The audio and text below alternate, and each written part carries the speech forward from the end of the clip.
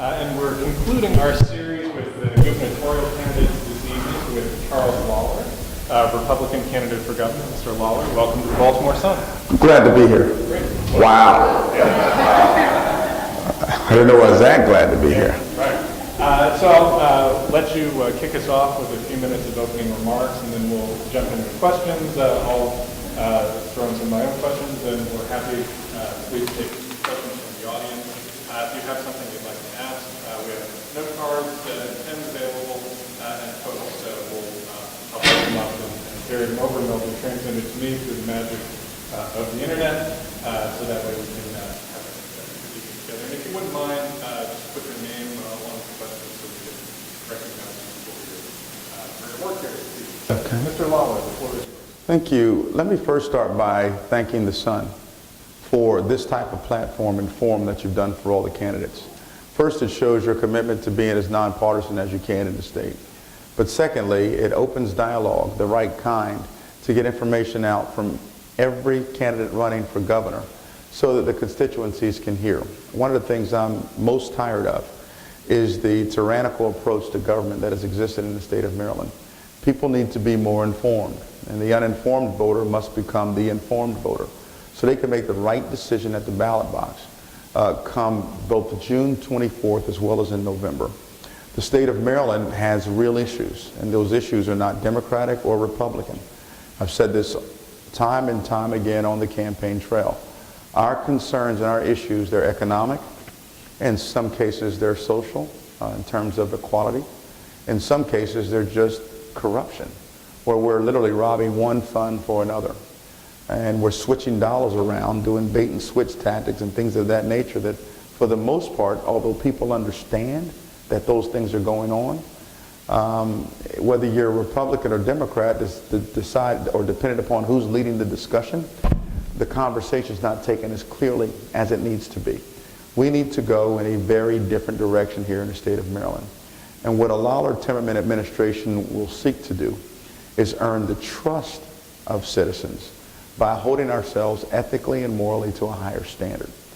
Making sure we introduce common sense strategies, economic plans, giving money back to citizens so that we start looking at tax dollars for what they are, family funds, and not necessarily the property or the right of ownership to the state government.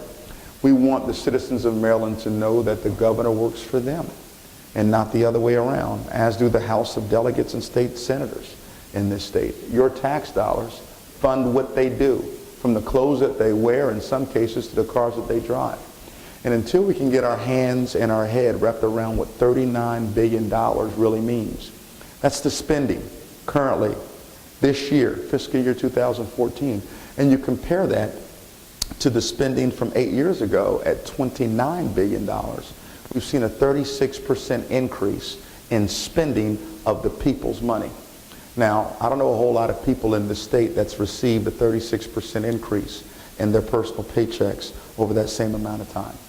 So what I'd like to thank the Sun for, honestly, is opening up this type of dialogue, and I'm hoping that people read it and see it and get a clear idea of where we are, not from a partisan perspective, but where we are from a Maryland citizenry. And if we don't do something soon, if we don't introduce policies that we're going to talk about here in the ensuing moments, if we don't instill policies to change the trend of where we're going, let's not get wrapped around the axle of whose fault it is, whether it's a Democrat fault or Republican fault. I'm not interested in that. I'm interested in solutions. And I want those solutions, they need to be seen as nonpartisan. If we do so, I think that in 2014 we can elect a governor and a Charles Lollar, a lieutenant governor, and a Ken Timmerman that can do just that. Introduce these type of solutions and change the direction of our state. Thank you very much. Just to start off, could you tell us a little bit about your background, in case there are people who are really not familiar with the story, where you're from, how you came to Maryland, what your professional and political experience. Sure. Born in Toppenish, Washington State, on the Yakima Indian Reservation, to George and Betty Lollar. They have one more son, my older brother, George. My dad worked for the Department of Agriculture. He moved around a lot, and I mean a lot, working for DOA before I ended up in Georgia, where I met Rocia in college at Emory University. After picking up my associate's degree in behavioral science at Emory, I went on to Kennesaw State University and picked up a bachelor's degree in political science. I left there and I immediately went into the workforce. I went to work for a company called United Parcel Service as a supervisor with that company. People might have heard.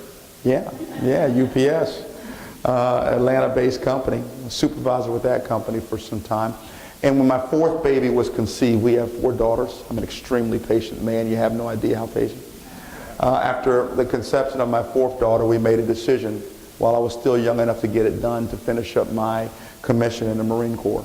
So I was sent to Quantico, Virginia, where I spent, I guess, 2 years going through TBS and IOC, the infantry officer course there. The next thing I knew, I was deployed into Kosovo with 3rd Battalion, 8th Marines for the Kosovo War back in 1999. One of my first deployments, one of 3. I've been in the Marine Corps a total of 17 years as a Marine officer, currently in the reserves as a major at the 2nd Civil Affairs Group here in Anacostia.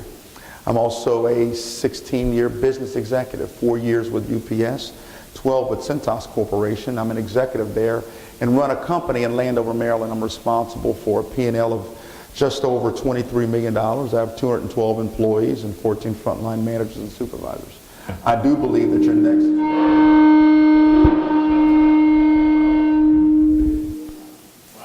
It's okay. That's not a Democrat problem. That's not a Republican problem. That's a Baltimore Sun sound issue. We got that taken care of. No, we don't. Trust me. Yeah. And I don't even work here, I can tell you. I can look in your eyes and see the credibility. But yeah, I think it's very important for the state of Maryland to have an executive that understands dollars and cents and how money's spent. I think the biggest problem we have in the state of Maryland is we have a legislature as well as an executive team that has very little business experience whatsoever. Our current executive hasn't had a job in 24 years. Less than 15% of the current legislature understands or has even worked in a business atmosphere or owned their own business. And I think that's a problem when you're dealing with $39 billion of money. When you don't know what to do, you're left up to emotional arguments, and that concerns me. Anytime we have a legislature, instead of focusing on a $9 billion structural deficit, they'd rather spend 45 days debating on transgender bathrooms. You know that we have a problem in Annapolis, and that problem is rooted and grounded, and I think, in an inept or misunderstanding of how business works and how dollars and cents should be spent. I'm convinced that most in the legislature have no idea how we lost 4,000 businesses in the past 7 years. But I'm going to help them understand. With 16 years of business experience, I also have 2 years as the chair of Maryland's Taxpayers Association. And in conclusion, I've been married for 20 years, 21 in October, to this charming, lovely lady here, and we have 4 beautiful daughters. My oldest is a freshman in college, and the other 3 are in high school. So that, I think, is enough to at least give me the check in the box for patience and leadership that I believe is going to be needed to be the executive here in the state. Yes, I think 4 daughters versus 188 legislators might be an even trade-off. Yes. Especially teenage daughters. Yeah. So tell us, how did you get involved in politics? You know, I've been a product of wanting to see social justice for a very long time, and economic justice for the past 20 years, especially where it's concerned, especially where it deals with, you know, ensuring that what the dollars and cents that I put into a system, that they're held accountable for them and I know where they're going. It started back at Emory, though. A lot of folks don't know this about me. I started a group at Emory called SOAP. It was a SOAP club, S-O-A-P, Students Organized Against Prejudice, a club at Emory that still is going on to this day. Because I was very concerned about the conditions and of the students and the social things we were experiencing. I went out with a group of friends to a Waffle House down in Oxford, Georgia. This is what really started it for me. And while at that Waffle House, we were eating, and I never understood why my father always told me, don't ever go to a Waffle House. Don't ever go to a Waffle House. He'd always tell me that. But anyway, we went anyway. And while eating at the Waffle House down there in southern Georgia, a couple of guys walked into the Waffle House. I couldn't have been more than 18, maybe 19 years old. And there was like a silence that went through the Waffle House. These guys had walked in, they saw me sitting there eating with my other college buddies, and they walked right back out the Waffle House. And they went back to their truck, and I was sitting by the window. There were 6 of us inside of a booth, and I was closest to the window. And the guy went back and grabbed, we have, in Georgia, you could still have, you could carry your rifles in your truck. You have rifle racks.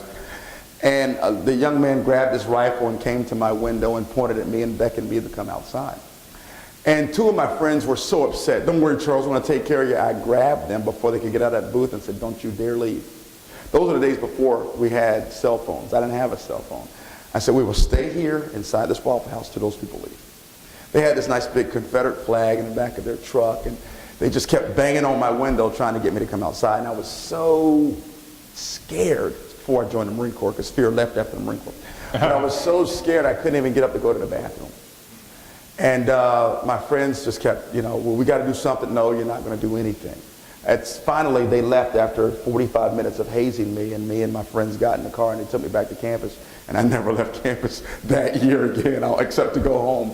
But it was at that point that I realized if somebody doesn't do something, what are we going to be left to deal with? That was literally my introduction into trying to do something to change situations. Now, politics in Maryland was quite different. I didn't become really interested in politics in Maryland because I was content with my girls and working at CPS as a senior executive. I mean, I enjoy developing people. I enjoy what I do at Cintas. But it's always a competition in business. And some businessmen will tell you, we always want to build the best profitability we can. And if there's another location or company that does better in profits than you do, well, we turn right back around and call our counterparts to find out what are you doing differently. So I made a call to my counterpart in Richmond and asked the GM down there, how in the world are you maintaining the same profits and I'm not able to come close? And he has a relatively the same size location that I have. Yeah. So we went down our P&L line by line on one Friday afternoon. I mean, line by line by line. And we get to a final line item in the budget, because everything else he was spending approximately as a percent to sale, the same thing I was spending, whether it was labor, whatever the case may be. But the one line difference was property taxes. I was paying $32,000 more in property taxes than he was. Every cycle. If that condition doesn't change, there's no way I'd ever be able to compete with him when it comes to profits. So my first question was, why is it that Richmond, Virginia can have such a cheaper rate of property tax than us here in Maryland, specifically my location in Prince George's County? And that's when I really started getting involved in politics and looking at the budget and asking the hard questions. And from there, I made a decision that if I don't change it, then who's going to change it? The only way evil can prevail is when good people do nothing. Now, I certainly don't equate evil to a person, but I do equate evil to anything that takes more of my freedom away than I believe I should have. So had you always been more oriented toward the Republican Party, or was it that kind of realization that sent you more in that direction? What a great question. I've always held the principles of conservatism. My parents raised me that way.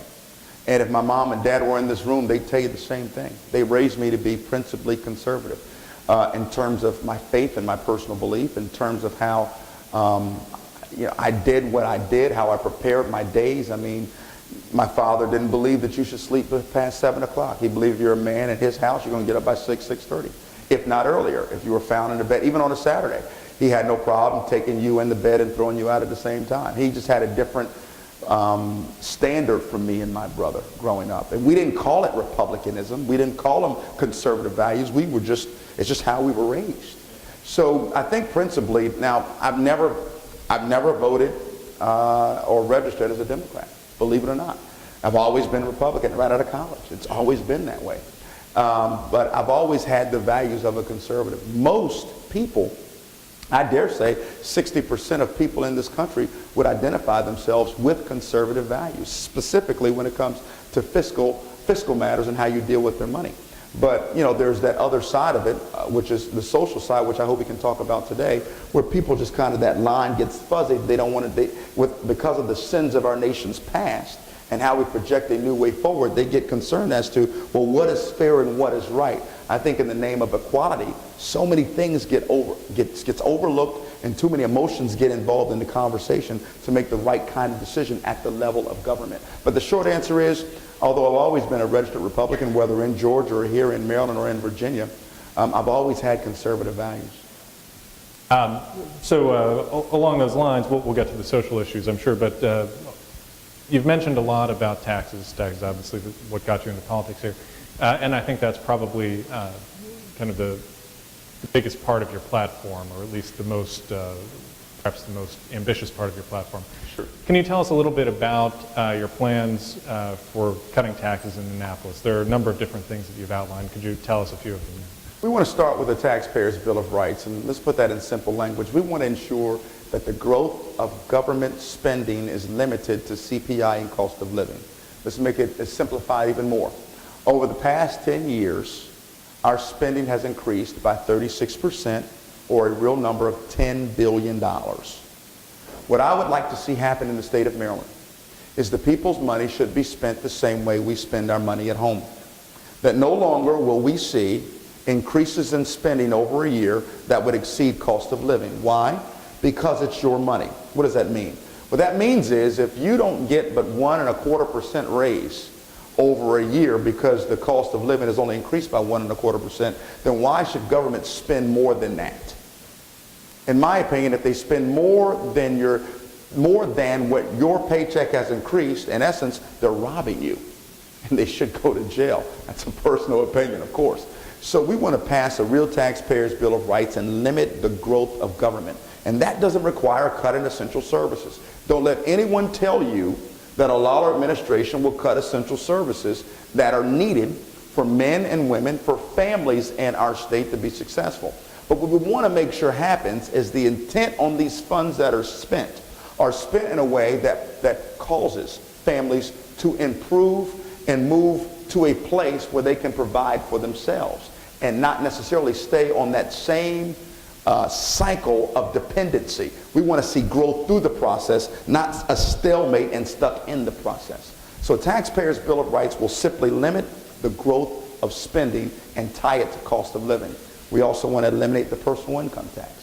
A plan we want to do over a 5-year phase-out period, which we can do simply by, number one, limiting the growth of government. That'll save us possibly upwards of $3 to $4 billion just in the first 2 years. But we also want to take a look at our departments and our administration. There are 16 secretaries. We want to limit those to 4, creating 12 assistant secretaries. We want to streamline the process to make business easier for those here in Maryland. So regulations, excessive fees, we want to do away with some of those. There have been 84 of them that have been passed over the past 7 years. My Lieutenant Governor, Kim Timmerman, is going to analyze every single one. We're going to have audits on every tax bill that's been passed over the past 8 years and find out if the money that's coming in on those bills are getting to their intended end. If they're not going where they're supposed to, we're going to phase those bills out over 3 years and post them on the internet and make them a matter of public record. Why? Because it is your money. You should demand better.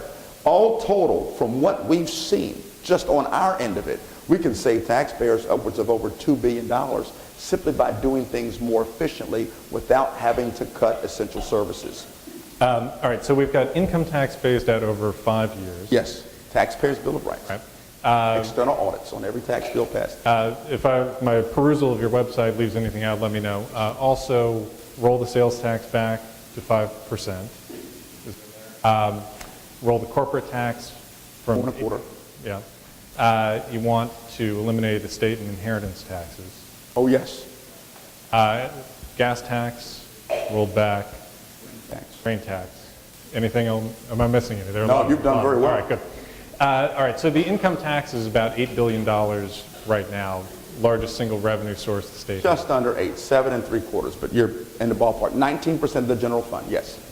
That's a big thing to eliminate over 5 years. Yes, it is. Particularly considering, you have various assorted other taxes. It's about $1.25 billion a year. How are you going to do that? If we simply maintain the same growth levels that we've had in the past 4 years, we could actually eliminate that state income tax in 4 years instead of 5. Keep this in mind. This year alone, we grew in spending by $2.3 billion, from $37 billion to $39 billion. That's a 7.5%, 8% increase. Imagine if we had only grown magic number. Imagine if we'd only grown by cost of living 1.25%. That would have saved us $1.7 billion.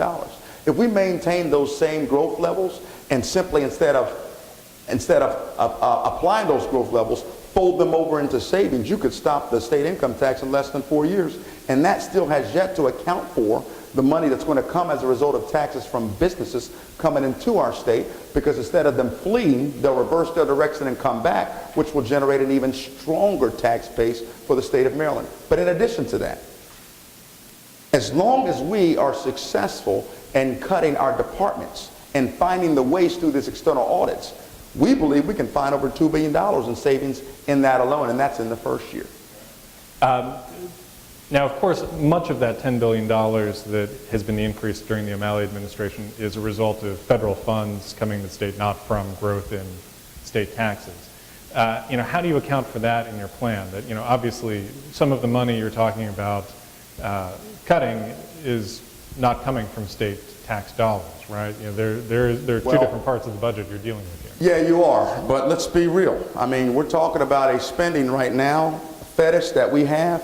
Of that $10 billion, all of it didn't come from federal. We depend upon about $9.3 billion this year alone to balance our budget. And that comes in an area of grants and entitlements that are given to us through the federal government. That's got to go away. But you still have 84 new taxes and fees that we're getting.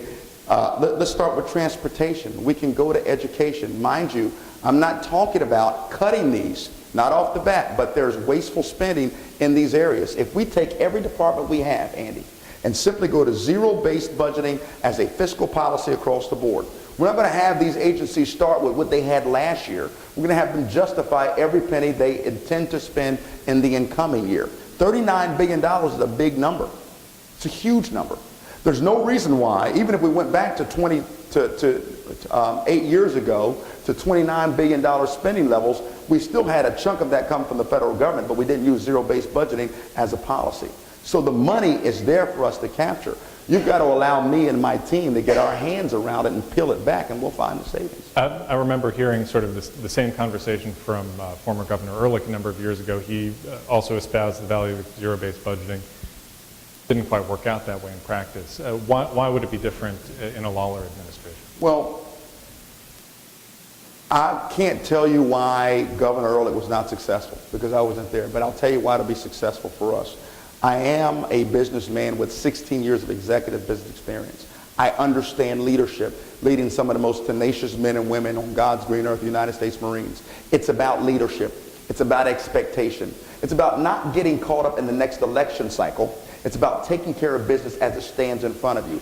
I have the experience of saving money. When I walked into the location in Landover, Maryland, we were upside down on just about every number, to include one of the highest turnovers in our corporation in terms of numbers. We turned those things around. We went line by line. We went paperclip by paperclip. There are ways you can find it, but one of the hardest things there is to do, and don't ever forget this, and you probably know this, is holding people accountable. That's a tough job. You don't make a lot of friends doing that. People don't like confrontation, and I don't either. I've just embraced it over the past 20 years raising 4 girls. That's why you're in the Marines. That's absolutely why I'm in the Marines. In fact, when you need a problem solved, you should send a Marine, right? We're going to have those hard conversations with our secretaries, and we're going to hold them accountable. I can't tell you why the Ehrlich Still administration did not hold that same accountable line. But what I can tell you is, once we get sworn in January 2015, I will come back to you in June of that same year and show you exactly what we did do. Back to the reorganization of the executive department you mentioned. You said you want to cut down to 4 agency heads. What would those be? What would the structure look like? I can tell you what one of them will remain, and that's DBED. That's important. I'm not getting rid of departments, but what I want to do, and we've got a team working on this, we want to make sure we streamline the process so it's pro-citizen and pro-business. What do I mean by that? If a citizen has a need, registration or otherwise, I mean, just look at the DMV. They're a really good example of what we can change and do better in the state of Maryland. We want to change the overall attitude. You don't get a lot of argument on that, do you? No, sir, I do not. We want to change the overall attitude to more of a customer-based attitude, whether it's the DMV, Department of Transportation, or whether it's a business owner simply trying to come to get a permit to expand and do business in Maryland that don't require so many additional fees to do so. So you look at these departments. What is a way for us to take what we have streamline it to make sure that it's more citizen-friendly and it's more business-friendly. If you do an outpost or a conversation with those businesses that are leaving our state and citizens that are leaving our state, the biggest issues, whether it's permitting issues, excessive regulations, excessive fees, I can't tell you what it was like on the Eastern Shore when we did our tour down there. We're going to do another one here come Memorial Day, where citizens that have been lifelong watermen that have to give up their craft, which is a generational craft. Their father did it, their grandfather did it, because their fees have tripled in this administration. They can't even afford to maintain their same permits. We have made it difficult at best to do business, to be a citizen, to live in the state. So let me answer your question this way. We're going to take those 16 and we're going to determine which ones work best together to help with businesses, citizens, and overall Maryland. And we're going to make a 60% reduction as it stands. And we're going to save the state $300 million in doing so. Let me get to some questions from the audience and from online. This sort of stems off of something you just mentioned. Chris on Facebook says he's unhappy with the State Natural Resources Secretary. He says, what's your take on the assault of Maryland's watermen by Maryland Department of Natural Resources Secretary Joseph Gill? I don't know if you're probably familiar with the story. Yeah. And if you get elected, what are your plans to do about it, if any? If you could, tell us a little bit about this issue and what your views are. I'm appalled by it. I don't like the fact that DNR continues to overregulate watermen. I'm appalled by the fact that these standards, and I think they had a hand in this, this stormwater runoff fee that we currently are subjected to. It's almost as if they believe that farmers or watermen don't know how to solve their own problems that are impacting their industry, and that they have an unhealthy, or it's an unfair assessment that they don't care about natural resources and they don't care about our state, and they do. If you would just simply get out of your comfort zones in Annapolis and drive into the Eastern Shore and talk to these watermen and talk to these fishermen, you'll find out they do care about their property, they care about their land, they care about their animals, they care about their watermen, they care about the natural resources. Some dredging is being done independently by watermen down on the Eastern Shore currently because they do care. They want to increase the amount of oysters that we currently have because it's good for the ecosystem, it's good for the environment. I can remember having conversations when an attempt was made to limit the amount of rockfish caught in Maryland because evidently rockfish was facing extinction. These types of things, just this assault on, I guess, the ethical integrity of the industry and the people involved. We have to do something about that, and our administration will do that. Here's one thing we're going to do right off the bat. We're not going to allow any industry any longer to be regulated by non-industry members. That's a huge part of our platform. It doesn't make sense for someone with no experience at all in an industry to regulate it. We want to make sure these boards, these regulation boards and commissions, if you're going to regulate watermen, then let's ensure there's watermen on that board. If you're going to regulate farmers, let's make sure farmers are on that board. If you're going to regulate the automotive industry, let's make sure there's people from the automobile industry on that board, because that is the only way to ensure that those regulations are fair. The flip side of the argument is, well, you know, then all you're doing is having the fox keep the hen house. My response to that is, really? That's such a decade-old argument. To say that would also follow up to say that those who are regulating it, who have no experience in that industry, then they have the good of the industry in their minds and in their hearts. I mean, the flip side is those that are regulated currently are regulated because they don't understand the industry, and in some instances they have something against the industry. So whether it's someone within the industry or not, it only makes sense to have those that are involved in regulations, or even with DNR. They need the experience before they abuse these industries with these excessive regulations.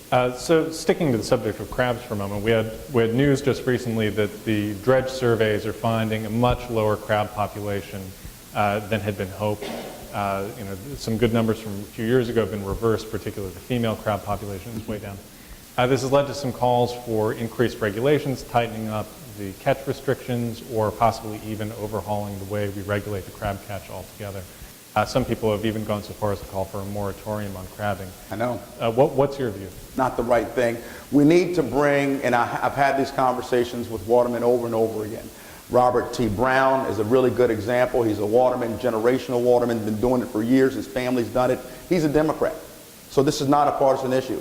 We need to bring men like him into this conversation. I've been over on Smith Island. They took me on a tour on Smith Island to show me how they cultivate oysters and what they do right there in their area to ensure they're putting that population of oysters back into the stream, into the mainstream, the water stream in the bay. We need to bring those duty experts into a room. Stop assuming that just because they might not share the same common language or educational levels that academia has, that they don't understand their own industry.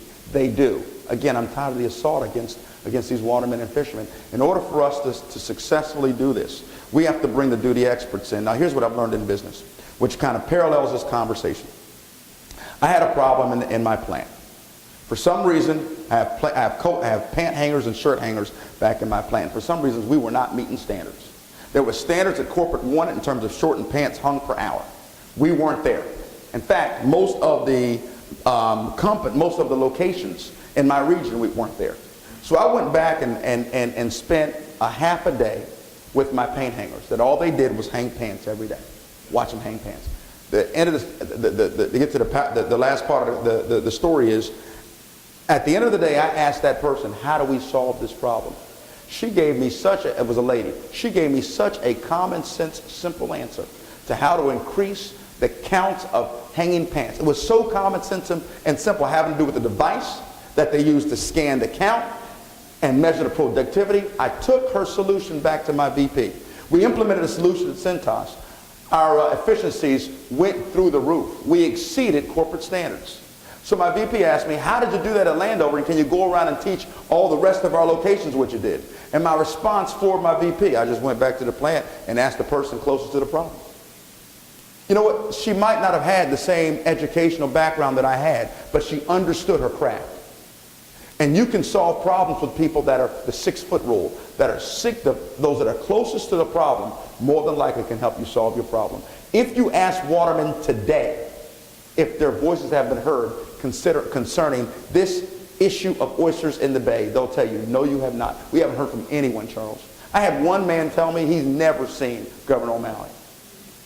And he's one of the leading oystermen or watermen on the Eastern Shore. Sticking with the issue of Chesapeake Bay, you've mentioned your desire to repeal the brain tax, or as we on the Sun editorial board prefer to call it the stormwater remediation fee. Well, you got to call it a fee, because if you don't call it a fee, you can't take church's money either. Yeah, right, well. That's free for you guys.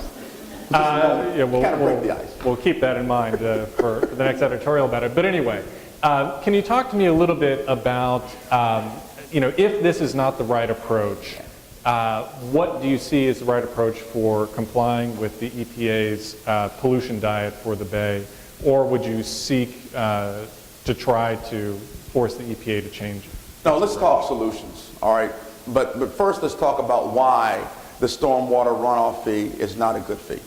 The EPA mandated it, yes. To how many states? 6. Good question. With those 6 states that the EPA mandated this, only Maryland chose to do it legislatively. That's the first problem. And Maryland decided to do that amongst 10 counties in Baltimore City. That's the second problem. If the EPA mandated all 6 states, and 5 of which surround Maryland, why would Maryland only choose 10 counties instead of all 23 in Baltimore City, if it were legitimate? Here's the next problem. Then what Maryland said to those counties is, guess what, guys? You don't have to send the money back to the EPA that you collect. You don't even have to send that money back to the state. You collect that money and you spend it the way you see fit, as long as it goes toward cleaning up the Chesapeake Bay. With some soft guidelines of 13 things in particular to do. A lot of Marylanders don't know that. So, with this EPA mandate... Wouldn't that sort of fit your 6-foot problem, or 6-foot rule? That aren't they the ones closest to? It would if the assumption was that collecting money would actually clean up the bay. But that's not the right assumption, because money doesn't solve the problem. Case in point. Money does build stormwater remediation ponds and things. But. Without question it does, if that's what the money was being used for. But those ponds have already been built. Case in point, for the past 7 years, we've had $50 million placed into the Chesapeake Bay Foundation. Where's that money going? If money solved the problem, Andy, then DC would have some of the smartest students in the country. Because we spend more money per student in education in DC than anywhere else in the country. Money's not solving the problem. In fact, the state of Maryland has used this stormwater runoff fee to take even more money from citizens, in my opinion, to try to cover up from the hole that exists when it comes to teacher pensions and other shortfalls that the state government has pushed upon counties to force them to pay to take it off the debt of the state. We have people playing with money and positioning money, and this stormwater runoff fee or rain tax, in my opinion, is the same thing. My problem is the right questions aren't being answered, but you just asked the right one. What is the solution to clean up the bay? The solution to clean up the bay starts with a relationship with the surrounding governors within this region. We need a governor that would stop trying to run for president in 2016 and be about the business of the people of Maryland. Who on earth could I be talking about? I don't know. We'll let your listeners guess. I bet one of your writers could probably tweet in. He's talking about Governor O'Malley. Not that I would say that, but I bet one of your guys would say that. We need to take it seriously and have conversations with governors in Pennsylvania. The Susquehanna River accounts for over 60% of the pollution in Chesapeake Bay. We need to talk to the governor of New York, the governor of Pennsylvania, the governor of West Virginia, the governor of Virginia, and start finding out what can we do with the Susquehanna River and the Conoco Dam so that we can ensure that the silt and the pollution that comes into the bay through that tributary is dealt with. We have not had a hard conversation about that yet. When they went through the process, Andy, of allowing the owner of the current owner of the Conoco Dam to and discuss what were going to be the regulations or the terms of the agreement of that deal, the state of Maryland could have put in that deal. In order for you to purchase and maintain this Conoco Dam, it has to be dredged. Why wasn't that language placed in the terms of that agreement? It never was. We can solve a lot of these problems by dredging that dam, which has not been done in its existence. If we want to deal with the problem, let's deal with the problem and stop throwing money at it for political purposes to try to convince people that we're the right ones for the job. It's the wrong way to do business. So, number one, have the conversations with our regional governors. Number two, let's go to those heavily populated areas across our state, actually every area across our state, and let's check to see in those major cities what is being put inside our stormwater runoff drains. My wife and I, we had the pleasure of being part of the Baltimore City prayer walk that was done by a local councilman here. 16 weeks that went on, and I think in the 9th or 10th week, the group decided they wanted to set up a corner in northeast Baltimore where they would clean it off and bring in some moon bounces, bring in some cotton candy machines, and bring the kids in and do something for the kids in that local area. My wife and I, we didn't tell anybody we were running for governor. We didn't tell anybody who we were. We just wanted to play a part.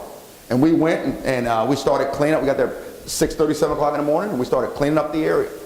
We got some trash bags, and I found an area I wanted to clean up, and it was an area right by a stormwater drain. If I were to tell you some of the things I pulled in and around that drain, it would appall you. From dirty diapers to needles to plastic cups, just trash, and nothing to stop it from going right down into that stormwater runoff. And that's in that one area in northeast Baltimore. Can you just imagine the condition of some of our drains across our state?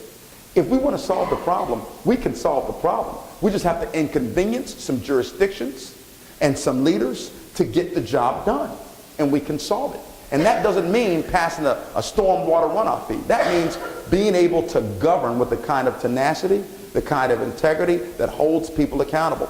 Developers, for example, when they go in and start a development area, they have to create these by law now. In some areas, they have to create these socks, stormwater runoff socks. They're long tubes that they put right in front of where drains are going to go to stop the excess dirt and silt from running off. Why couldn't we do that in every major area across our great state of Maryland? Require it that those drains be clean, kept clean, and also require some type of construction of a runoff tube. I mean, if we've got private companies that can keep leaves out of drains in your houses, what do they call them, gutter gloves, then why in the world couldn't we do the same thing with stormwater runoff areas across our state to solve our problem? I've got one more solution.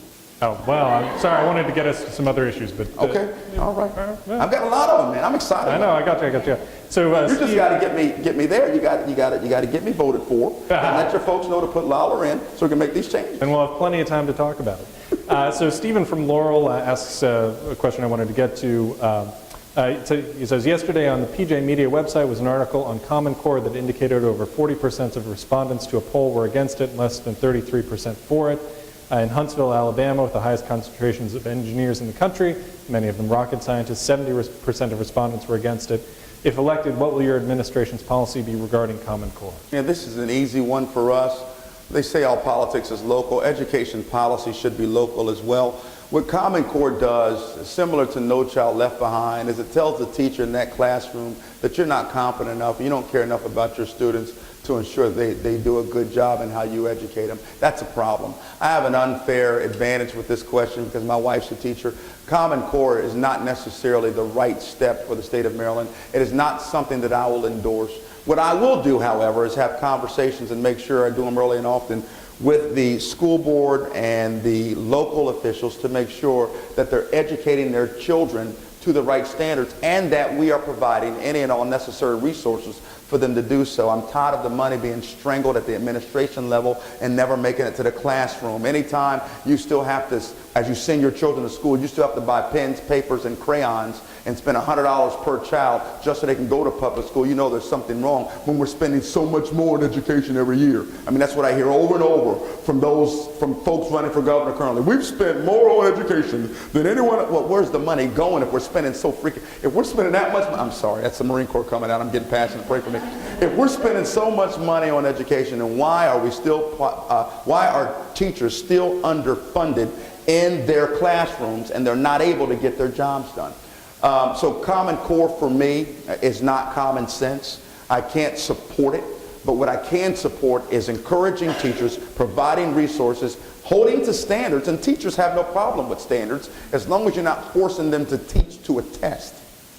Teachers do care about their students. They really do. Just one quick follow-up on that before we move on. So if we have standards but we're not teaching to the test, what are the standards if not the tests? Tests are fine. I just don't think that a teacher should be evaluated by how well she teaches to a test. She should teach to information for the students to grasp and grow and gain knowledge in. And then when that student takes the test, they're taking a test based upon what they've learned. It's very different in the classroom when you tell a teacher to teach this plan or teach this guide or teach this subject matter. There's a difference between that and, look, here's a test that's coming up in October. Make sure your students do well on this. And they go line by line, question by question. That's a problem. Lori from Laurel, to switch gears on you again, asks about drugs. She says, given the heroin epidemic's strong grip on the East Coast and the fact that Baltimore is a source of supply to the majority of Virginia and southward, how do you see yourself helping to end the scourge? How do you see yourself working with law enforcement or other entities? Yeah, we have to do I believe we have to do a much better job when it comes to law enforcement, but particularly the relationship between our state troopers and our local police and our local sheriffs. They're, depending on who you ask, I actually went on a tour. We've been driving, I'm telling you, Andy, over 80,000 miles on our car in 6 months. We've talked to sheriffs, Sheriff Little down on the Eastern Shore, Sheriff Jenkins up in Frederick County. We've talked to sheriffs across this great state, Sheriff High in Prince George's County, to get their same answer to this. Heroin, marijuana, the legalization of, the criminalization or decriminalization, depending on which way you want to go with it. And the only way to stop this heroin epidemic, it's going to require better support and better communication between our state troopers and our law enforcement, our local law enforcement, and let them do their job. We've got to allow them the liberty and the freedom to do their job without handcuffing them to excessive regulations and issues. That's the only way they're going to start seeing differences, and we've got to be in support. Now, I am going to say this too, Andy, and it's going to be very unpopular, but I'm going to say it anyway. We'll never fix the drug problem, and we'll never fix our education problem if we don't fix families. It is what it is. And I know, conservative guy, wash your mouth out with soap. Don't you know you're in Maryland? I'm going to say it anyway. Is that unpopular? I'm going to say it anyway. Strong families will kick such a huge dent and help us destroy so many of these issues. We're dealing with heroin, and we're dealing with marijuana and all these other issues. I heard one of my opponents say we need to be the adult in the room and talk about legalizing marijuana. No, that's not what the adults in the rooms are talking about. That's what my kids are talking about. What we got to talk about is how do we ensure, and I want to use the governor's bully pulpit to do this, to talk about the importance of families staying together, taking care of families, communities, and nonprofits like churches, getting involved to make sure that our kids have a sense of hope and not hopelessness. One of the reasons kids turn to drugs, and adults included, and that includes alcohol and the abuse thereof, is because they feel like there's no way out. There's nowhere else they can go. And you know what? I understand that. Poverty levels have increased by 3% in this state, from 7 to 10% in the past 6-7 years. Unemployment, although it's underneath national unemployment rates, it's nowhere near as far underneath those same rates as it were over 8 years ago. We've lost 4,000 businesses have left this state. 1.4 million mail-orders have transitioned out of this state. The only jobs we're growing are state and federal government jobs, but we're losing private jobs. People can't get a job. Here in Baltimore City, 1 in 3 people don't have a job. That's 33% unemployment. That is hopelessness if I've ever seen it. We can change that pattern. And don't even get me started in Western Maryland, where unemployment's upwards of 10.4%, or on the Eastern Shore, where we have farmers being sued by their own state, using their tax dollars to sue them for excessive nitrogen deposits found on their property that comes from chicken manure. We have problems, real deep-seated problems. I mean, we could start with any one of these and strip them one at a time, but I want to go back to my family mantra. I want to do something to help keep families together in the state of Maryland. Legislatively, I can't do that, but with the ability to communicate and show up and show people I care. Like the students at Morgan State University said to me, Mr. Lollar, you've been back here 3 times. Are you going to come back after you're elected? Absolutely I am, early and often, because if we can change that generation of students, I believe we can change our Maryland for the better. If I could just ask one more follow-up question on this. You've indicated you're against legalization of marijuana. What do you think about the legislation this year to decriminalize the possession of small amounts? Yeah, I've heard that, and that is, here's how I've answered that. And I answer the same way every time. I have to look into that. When it comes to the legality of the substance, in a Lollar term in administration, it will never be legal. And it just won't be. If you want that, I'm not your governor. I understand that specifically here in Baltimore City and other areas of our state, that many are incarcerated in unfair amounts for smaller amounts of marijuana. So the suggestion is to decriminalize it. I've talked to Baltimore City police officers who said, Charles, we're doing it already because it keeps our resources allocated properly. They tell me often, and these are Baltimore City policemen, Prince George's County policemen, Sheriff Little and his force down on the Eastern Shore. The resources that they have are very few. To allocate them where they need to go to do something about the big fish and the crime out there is very important. And to keep those resources allocated strangled by less than an ounce of marijuana, it becomes an administrative problem for them, and many times it can get in the way in the higher order of things that they want to do. My comment to that is this. A lot of times by catching the small things, you can get the bigger fish.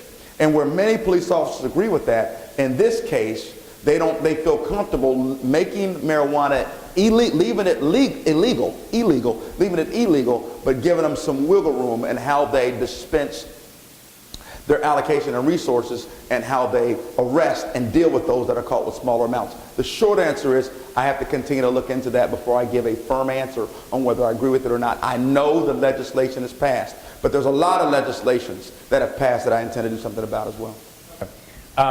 Since we promised to get into social issues, I'll jump into a couple more of those. What's your view on the legalization of gay marriage in Maryland? Look, my personal response to that question is this. Marriage is a sanctified commitment between a man and a woman. And I'm not going to apologize for that. Marriage is a biblical term. I don't think that marriage was ever designed, nor will it ever be designed for a man and a man or a woman and a woman. In a very simple, yet possibly crude example, I'll say this. Until a man and a man or a woman and a woman can go into a room, close the door, spend 15 years in there and come out with more people than they started with, marriage will always be between a man and a woman. That will always be my stance. It doesn't mean that I have the right to discriminate between two people based upon, and I hope that gets in, I do not have the right as governor or as a citizen to discriminate between two people that have found mutual appreciation for each other, even if the word they use is love or whatever the case may be. I'm not going to discriminate because everyone has a right to do what they want to do while they're here as long as their freedoms don't impose on someone else's.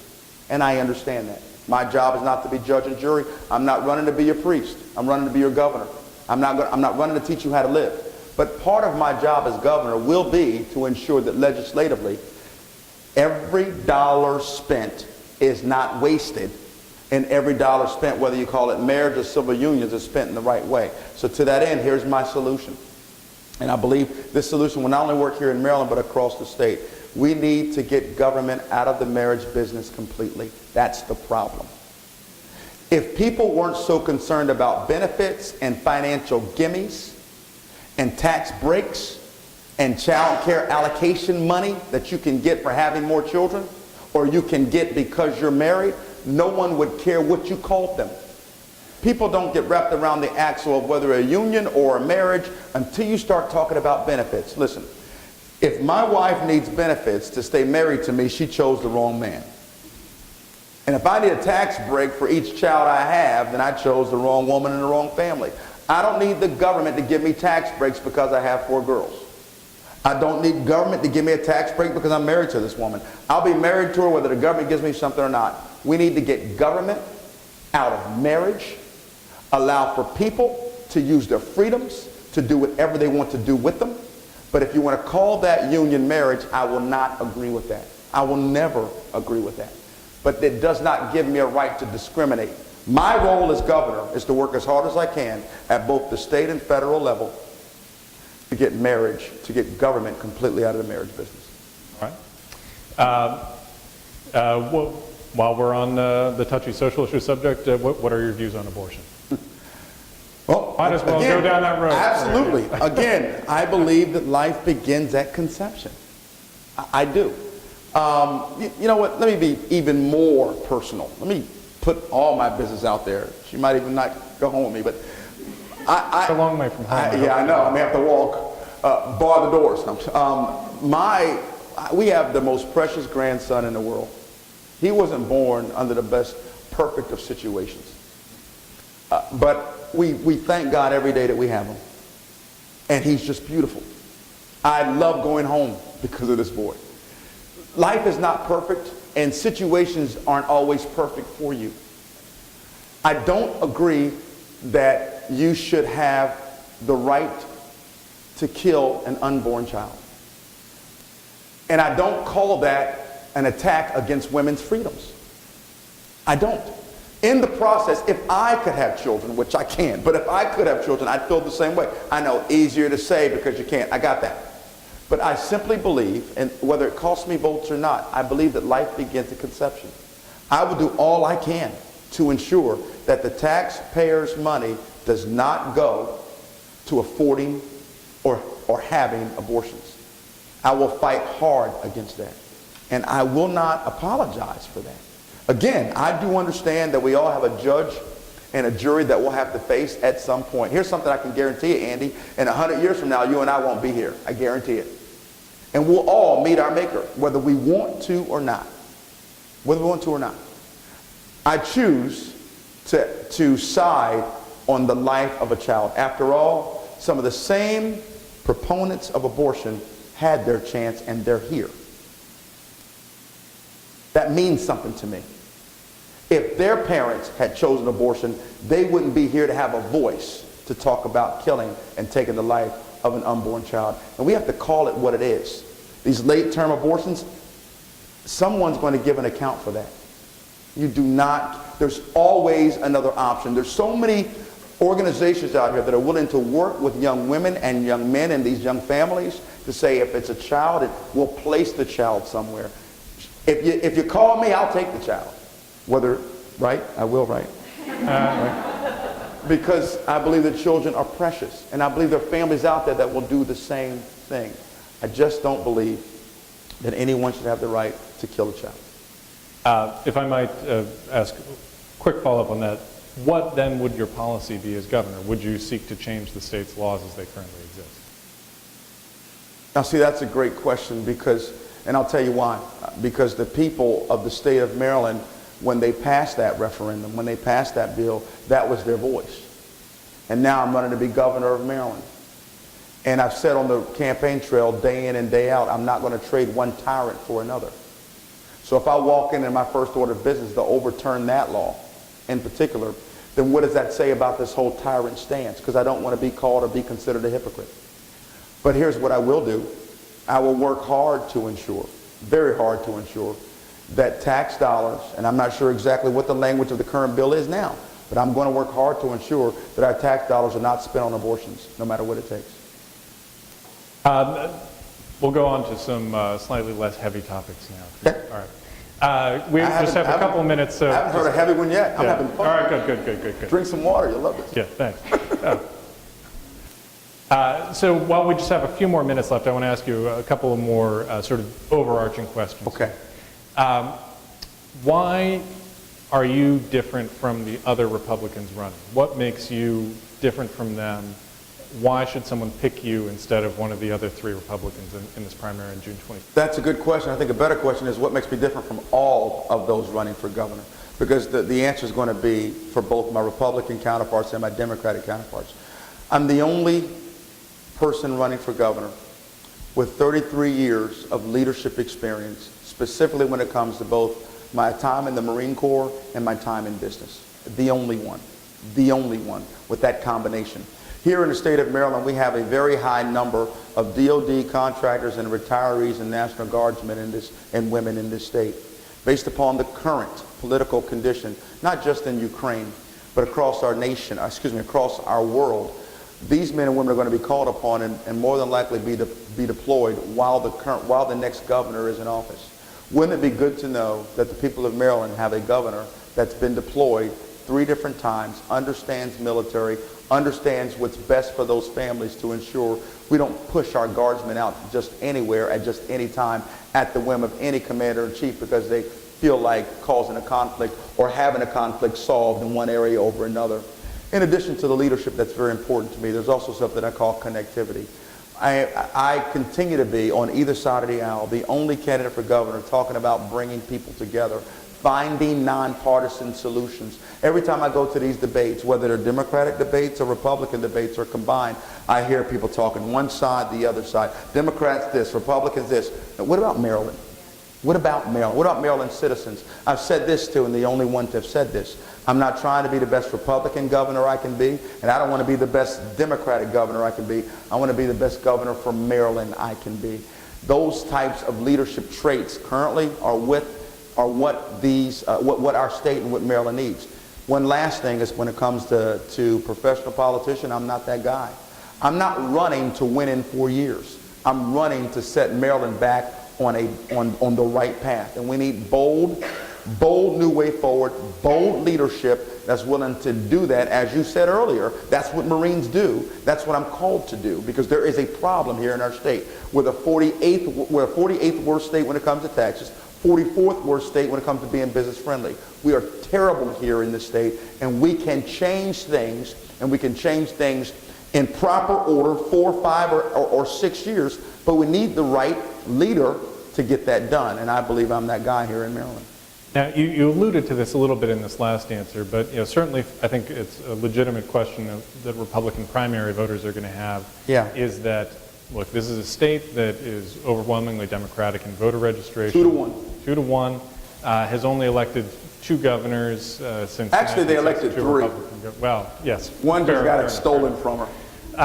Yeah, depending on whom you ask about that. True That's enough. true enough. All right. How will you win? What is it going to take if you get through this primary to beat a Democrat in November? Well, to be the best candidate in November and to win the people's votes at 50+1%, it's going not necessarily the same thing. It is. Well, it isn't. That's why I rephrased it. I rephrased it purposely, because I want to win the election and not necessarily beat the Democrat. There's a difference.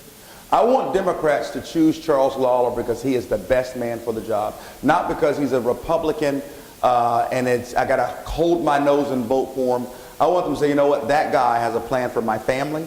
He cares about me. He's got a plan for our state. And the only way for me to do that is, A, I have to have had connectivity in Prince George's, Baltimore City, and Montgomery County. For example, I was on a radio stay at Morgan State University. Have I told you, by the way, I've been there 5 different times? 5 different times. The last time I went there, I spoke at a school, at a class, where the teacher, about 50 or so some odd students, said, we asked every gubernatorial candidate to come and speak to us here in Morgan State. You're the only one that came, Republican or Democrat. I went to Concord Baptist Church in Baltimore City where there was a forum. All 8 gubernatorial candidates were invited. I was the only one that showed up. The only one that showed up. They had over 500 people in that church. They sat there and waited. And then they allowed me to speak. And literally, it was a wonderful, wonderful time of engagement. I want to be the best that I can because I don't run away from hard issues. Whatever the issues are, social or otherwise, I answer them to the best of my ability. I'm not scared to say no. I connect with people. And I think that the state of Maryland and the people of Maryland are ready for real leadership. Not canned politician leadership, not professional politician leadership, not partisan leadership. They're ready for leadership. That's what it's going to take for us to win. So what did we do? Over 18 months ago, we started working in these areas here in Baltimore City, Prince George's County, Baltimore, Montgomery County. We spent our time there. And in some cases, to the disappointment of many traditional Republicans that kept asking me, why are you going to those debates when you should be over here with us? And I'd look at them and tell them insanity is defined by doing the same thing and expecting different results.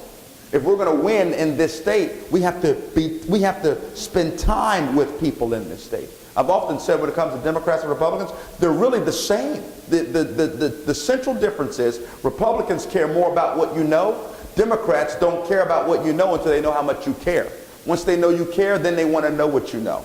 And they can't figure out that you care about them if you don't spend time with them. We walked in that prayer walk in Baltimore City and spent 12 weeks of a 16-week walk of our time, not because we wanted to tell them we're Republican governors. We never even told them we're running for governor or we're Republican. We want to be part of a solution. That's how we're going to win. People are going to recognize that. They're going to see that's a genuine guy. He actually does care. He looks me in the eyes when he's talking to me.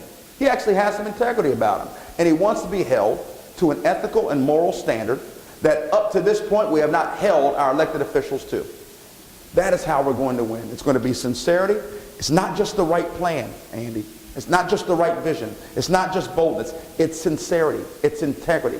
It's all the things that still matter in the hearts and minds and the character of our Marylanders. I want to be that for them. I believe at the end of the day, as a result, they'll elect me to be their governor. On that note, Mr. Lollar, it's been a pleasure. All mine. Thank you. Thank you.